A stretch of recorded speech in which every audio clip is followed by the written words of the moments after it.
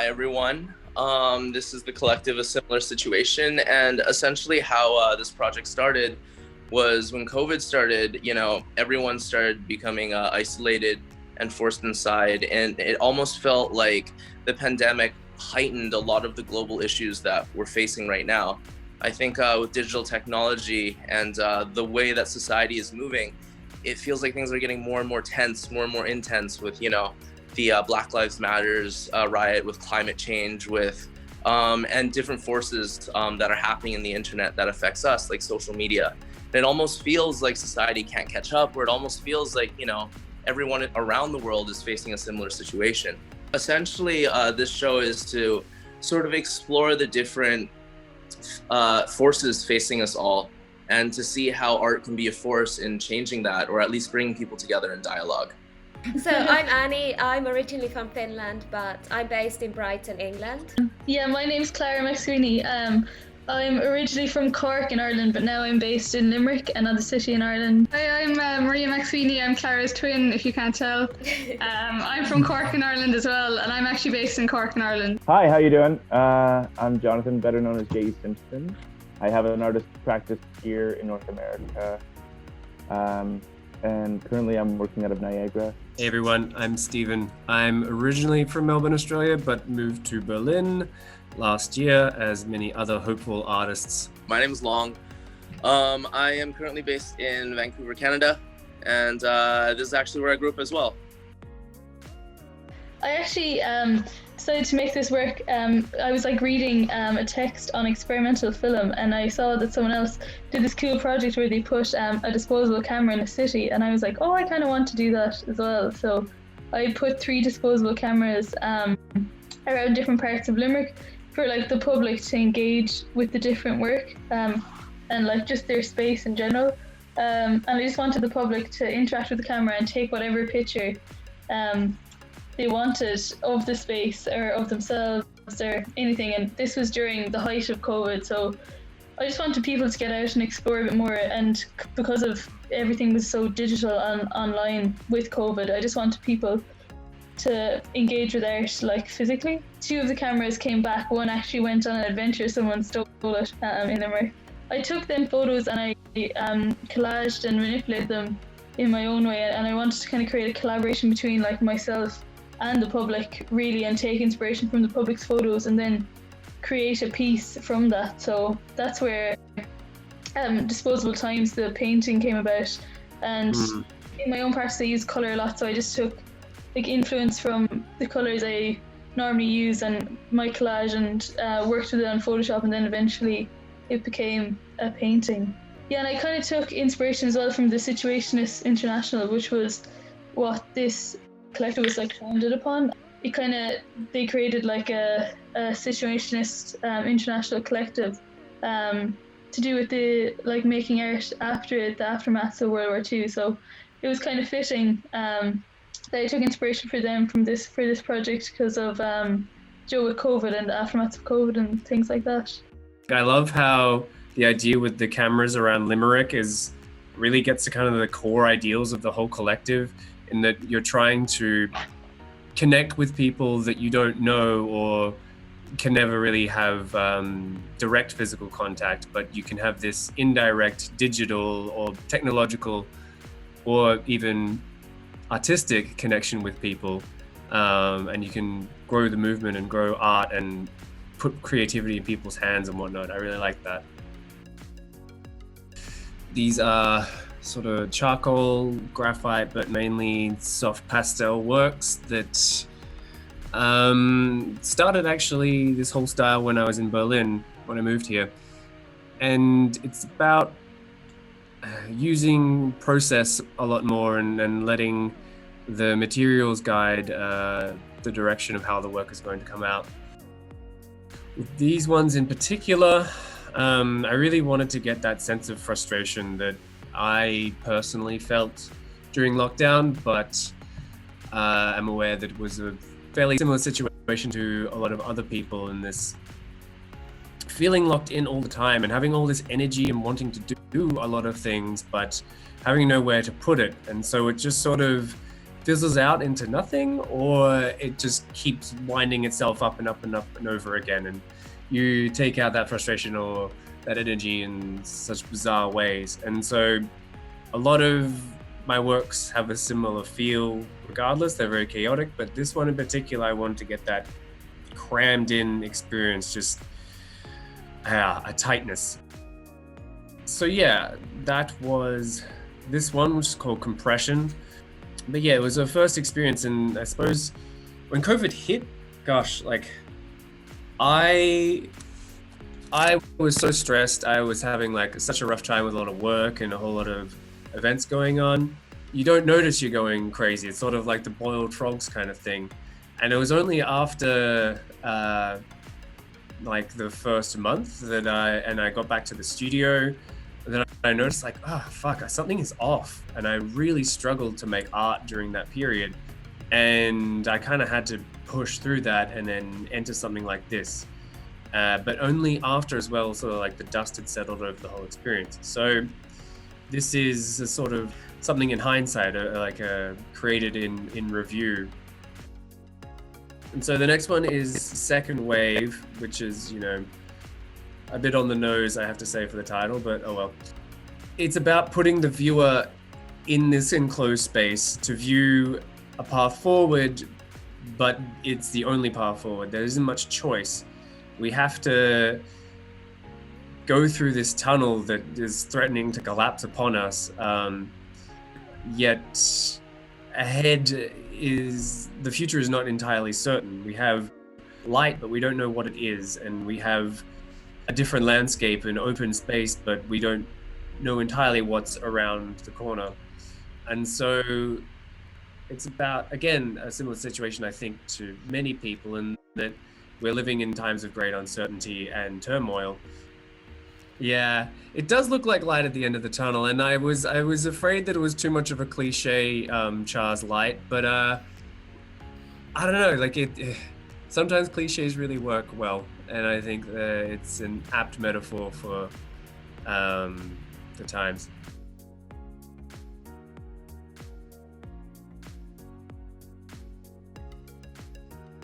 I did find it like tricky. Like I would have an active Instagram and stuff, but I kind of was nearly using, because no one was seeing my work because I wasn't in college or participating in exhibitions or things like that. I was nearly using Instagram as my platform for showing work, and I was like, is that really good? Because I was trying to make all my posts really professional and stuff, and maybe it took away from what Instagram actually was. But like, I'm trying to get back out of that now. But it's so good to actually have an online platform now, like similar situation, to showcase an exhibition online and that kind of way actually showcase your work from COVID as well. Yeah, I found the same thing. Like Instagram is really good. Like it feels kind of professional, but it really is as professional as the camera on your phone. The small pictures really don't do justice to the small photos don't really do justice to the pictures, which can be really frustrating. Yeah, I'm trying to I kind of realized recently that maybe like I post like finished works a lot. I feel like my Instagram is like my platform to show all my work, but I'm maybe trying to get out of that more, and maybe I do have a website, but it's not as active. I'm maybe try put more stuff on that and have like Instagram as more of a sneak preview kind of thing. You really need that extra website to upload high quality images to, and hope and pray that Instagram, channels people towards your website to actually check out proper pictures. Yeah, I kind of realized that after posting a lot on Instagram. I think during lockdown as well, though, that everyone was on Instagram and everyone was on Zoom, and even like we were on Zoom and everything, but I do feel like Instagram got very saturated with stuff as well. There were times where I just had no motivation whatsoever to be creative, and when I would come to the studio and try to work on a piece, because I still had a commission to finish off at the time, and I couldn't do it. There was just something wrong. There was something lacking. There was a big, that big why question hanging over the whole experience of trying to make art, and it was fucking bizarre. Without like the idea of future, that your life is just standing still for a month or two. It it just kills your entire like motivation and creativity and inspiration. It's incredible. Yeah, no, definitely. Yeah, like I was trying to finish my, I had like my final year project, like my degree show work, and oh my yeah, god, shit, of course, yeah. yeah, like it was a struggle, but eventually, like I was at home in Cork in my parents' house, and like I was working away, but yeah, it was hard to keep going all the time because I was just either you were going to bed or you were working on the like final year project, or you were just like eating or something. Like it was very like you couldn't go anywhere. Like it was very restrictive. Like, and I do feel like it would block inspiration a lot and stuff. Did you find that was like a disappointment? How did you overcome that experience of having like the thing that you've been working up to for what, 3 or 4 years, just like taken away from you? Yeah, it was hard. It was very like when we first when we were in college, when it first announced that COVID was happening, they were like, "Oh, you're going to be back in 2 weeks," and then it kept going and going, and then we were like, "Oh, is there a grad show?" And they announced that there wasn't, so we were all really upset. But they did compensate us. We had an online show, not like anything like art steps or anything. They put up a website, and you could have links to like your website or different works and stuff. So that was good. And then in Limerick City Gallery, that's a gallery in Limerick City in Ireland, they allowed all the fine art students to have one piece in the gallery, which was really good. That was a really good show as well. So they did compensate us, but it wasn't the full degree show. But I think things have come out of it though, like the Similar Situation Collective, like different things have come out of maybe not having a degree show, make you like us push harder to get our work known and things like that, and kind of sets you up that not everything's gonna go the way you want it to. Like there's definitely gonna be like failures or different things, and just different things to overcome, and you just have to move on and still make work even though you're say like the big end thing we were supposed to have didn't happen. You just have to get back up and still make work and just kind of push yourself, really. I love that. That's really like inspirational, because like it's so easy to be like, oh, things are fucked, like I give up. But yeah, that's really cool that you kept going. And then I mean, like without that motivation that you had, we wouldn't be here all sharing this digital space together, so thank you.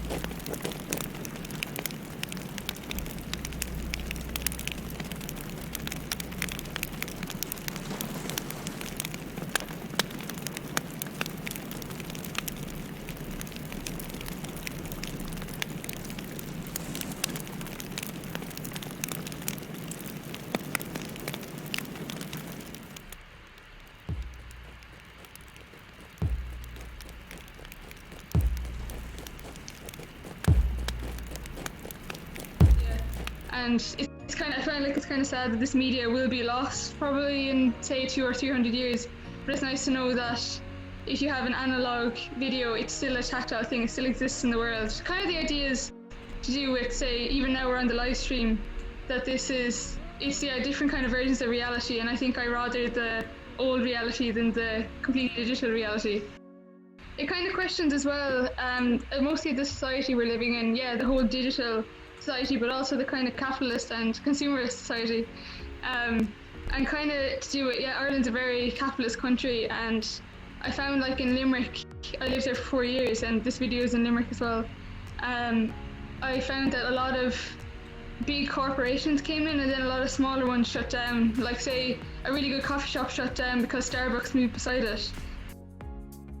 Why do these big companies exist in our world, and what are we gaining from them? And I think through COVID, especially when we had the time in lockdown, I got to think more about the world we're living in, and about how capitalism and how globalization, the environment, like a lot of things that are happening in our world right now that we don't really have a lot of control over, or say even COVID to an extent, a lot of it is kind of controlled by these kind of like a higher kind of capitalist, and a lot of people who are affected are the working class and stuff. So I think through my video I'm kind of saying it's more like the working class are the people who are kind of like, I'm sick of the system. And maybe through, I think a lot through COVID, yeah, a lot of people became more like sustainable and more kind of like looked around them and kind of saw like maybe the society they were living in wasn't actually how they want to live anymore. Maybe people would like to be more sustainable, maybe grow their own food, that kind of thing. So maybe the digital world, this fast-paced digital capitalist world, maybe through people had time to reflect in COVID, that they might see a different kind of world afterwards. Because that's what I kind of saw. So it's kind of like, maybe I use kind of fire as a symbol to kind of burn the old world to make way for a new kind of world.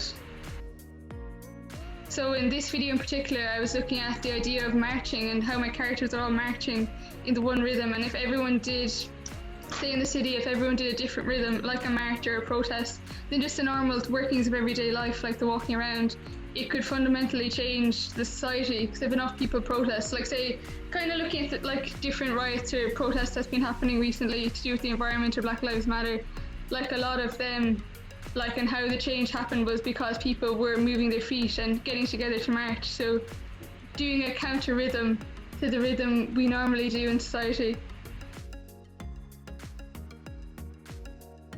I've made this digital world where you can like walk around, and there are these characters, which like that was just frozen now.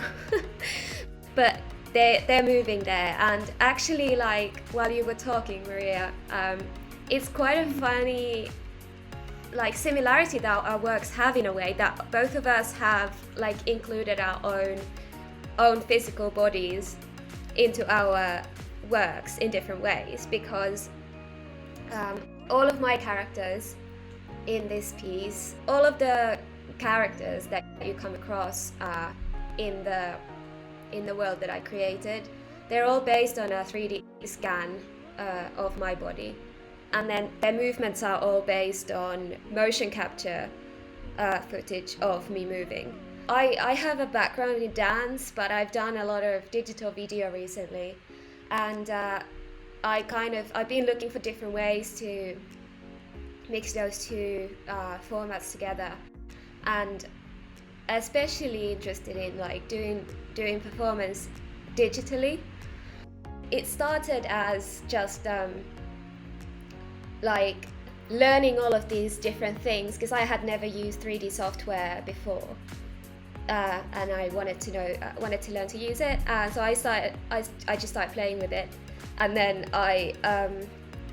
when I got more into it, I created this world where all of the different elements somehow correspond to things in the physical world. You know how you, when you dream, all of your dreams are just kind of like a mesh of some like random parts from your actual reality, but then they kind of come together in a really weird way where it doesn't make any sense.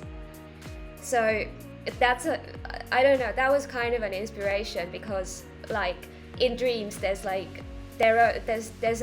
logic, but it's a really weird logic, and I kind of wanted that to come across in this piece. And you can think of it as a commentary on the kind of like the world that's becoming more and more digital, and like how we like slowly migrating like all of these like natural elements from actual nature into digital world, and just experiencing them through like, I don't know, virtual reality and stuff like that. You could see it as that, or you could see it as something else.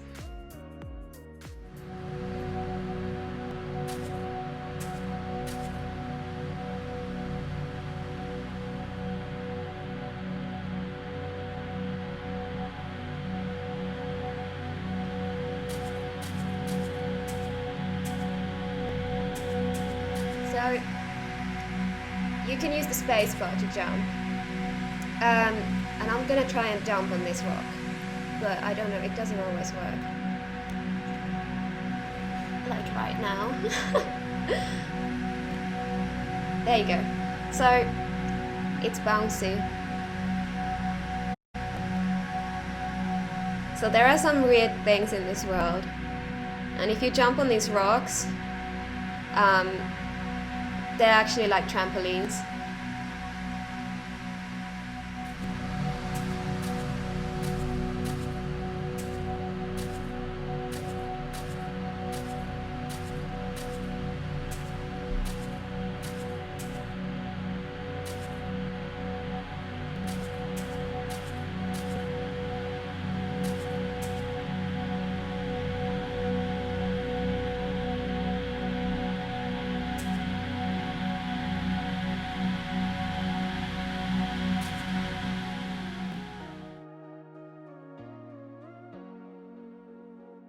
I actually started using my body in my work when I came to Berlin. I think I got more confident from seeing you doing it. Like, I always wanted to do it, but I didn't really want to do it in front of people I knew.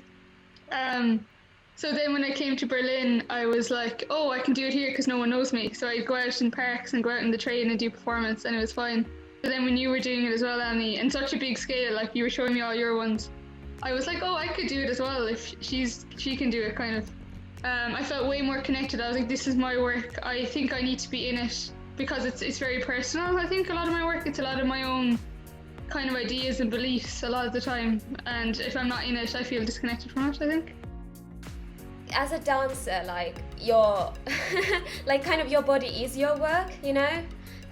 So when I started using dance in my work, I did photography before I moved on to video and so forth, but I was never interested in photographing other dancers, like apart from like the aesthetics, but I didn't feel like I could really express any ideas through other people's bodies in that way. For me, it was definitely like that connection as well, like you said, and now I feel like it's as much that feeling as it is just like convenience, because I always have my body with me, so like it's kind of just like any other thing I use to make work, so but I always have it with me, so I can always use it.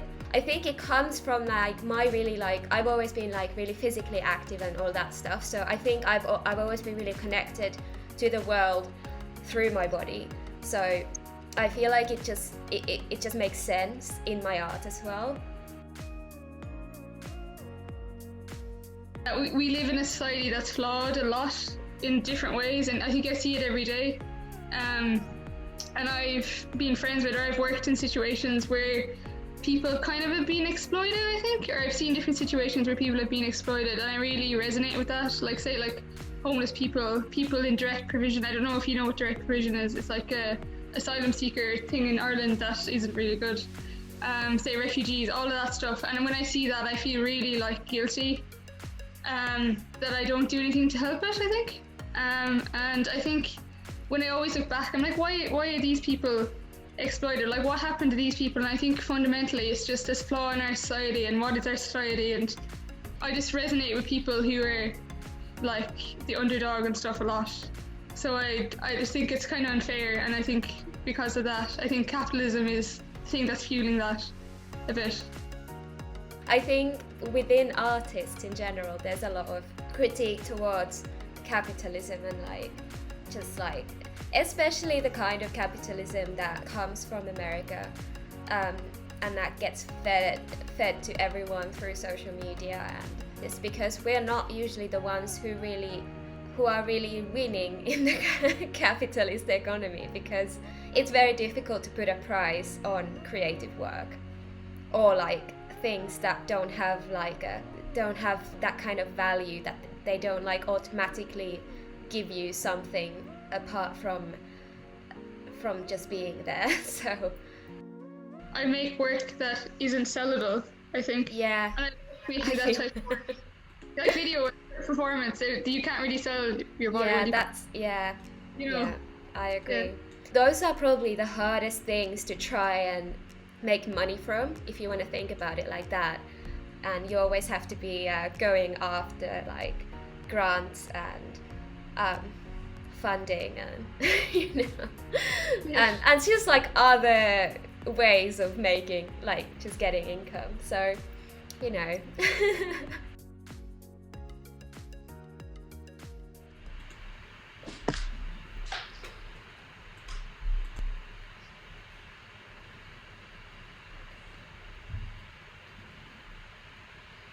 So peculiar to be here alone when so many things are happening.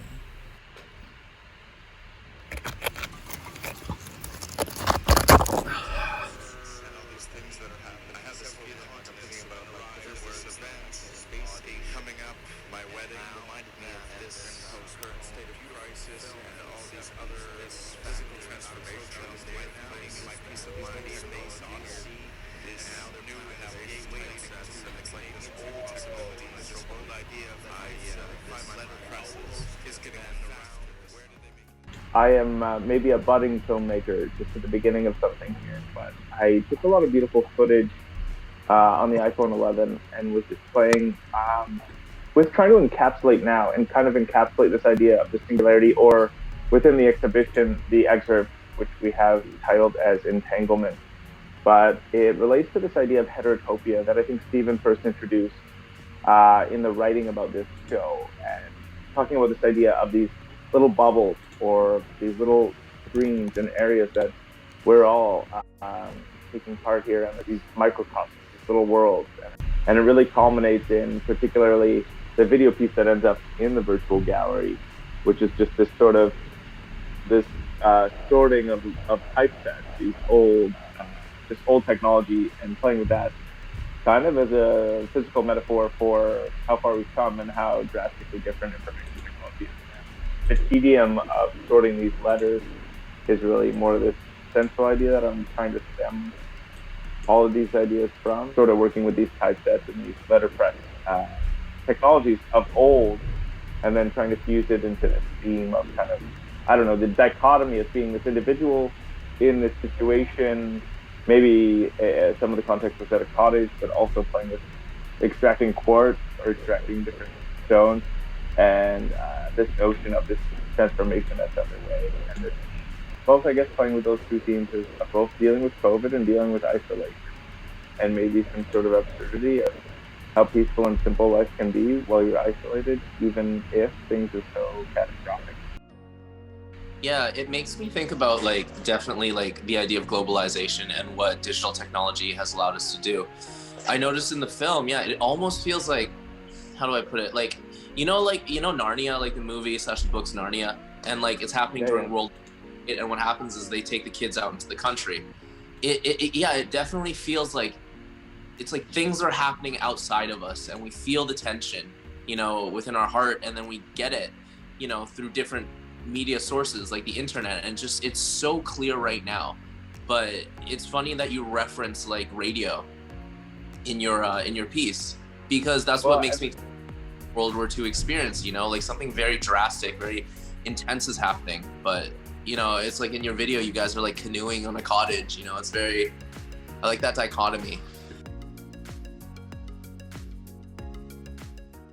Yeah, so I guess I'm playing around with that, and I'm going to keep going with it. But also, I think of the eye as an aperture, and I think of the screen as a phenomenon as well. And as someone who's got a firm grounding in sculpture, thinks about kind of the physical interconnectedness of everything, but also the physicality of that interconnectedness, whether it's endless miles of copper or fiber optics or whatever.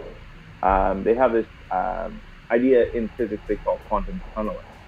It's almost this idea to be in many places at once, or the unpredictability of the quantum process of determinism.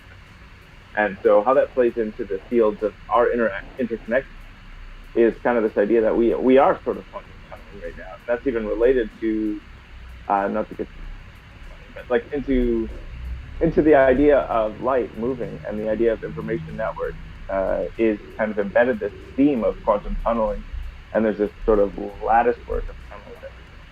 So it's almost like we're part of this wedge, but we don't realize that it's really more than a metaphor. It's like this physical element. And I think being grounded in sculpture, I get very curious about the materiality of that.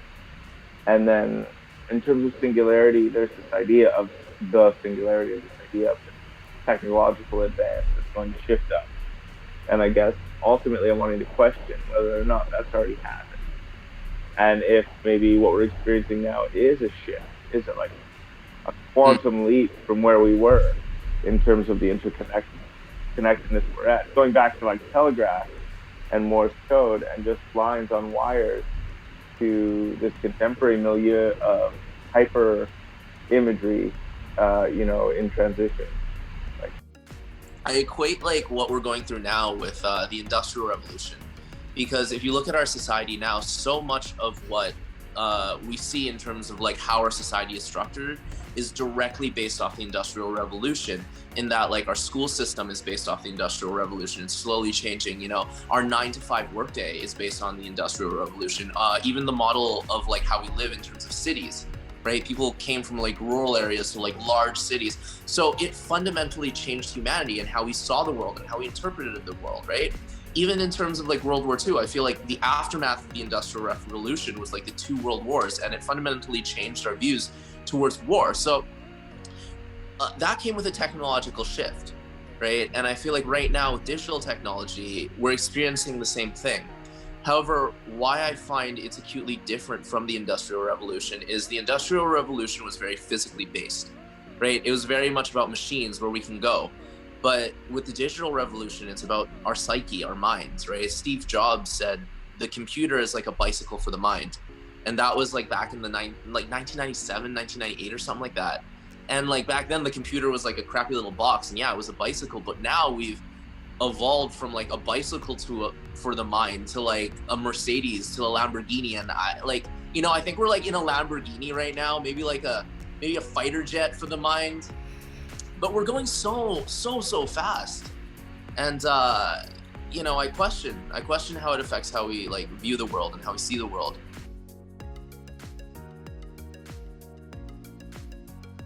So I make paintings right now, but I ultimately see myself as an installation artist. It's just that, space limits how much you can install.